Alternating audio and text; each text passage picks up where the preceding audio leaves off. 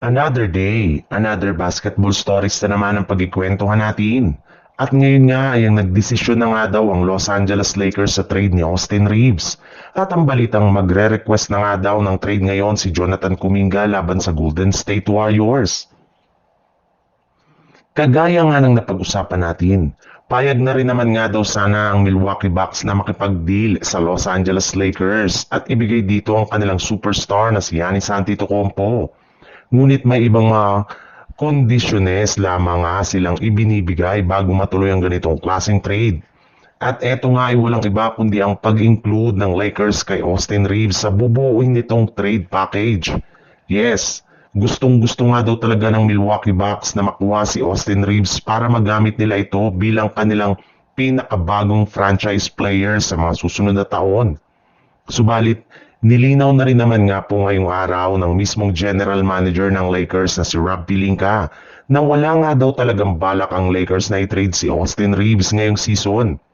Sa ipinakitang performance pa lang nga nito sa kanilang mga nakalipas na laro ngayong season ay napakalaki pa rin nga ng tiwala sa kanya na siya ang pinakasaktong katandem ni Luka Doncic.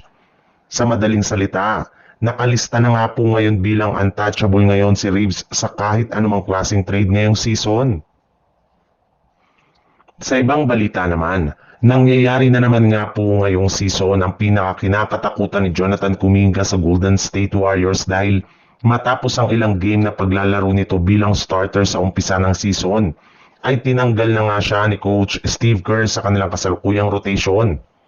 In fact, kahit man nga wala siyang tinatamo ngayong injury ay hindi pa rin nga siya pinaglaro bigyan man lang ng playing time sa kanilang last game laban sa Chicago Bulls. At sa inaasahan nga na pagbabalik ni Stephen Curry sa kanilang lineup sa susunod nilang laban ay inaasahan nga na hindi na naman siya makakapaglaro at makakasama sa kanilang magiging starter.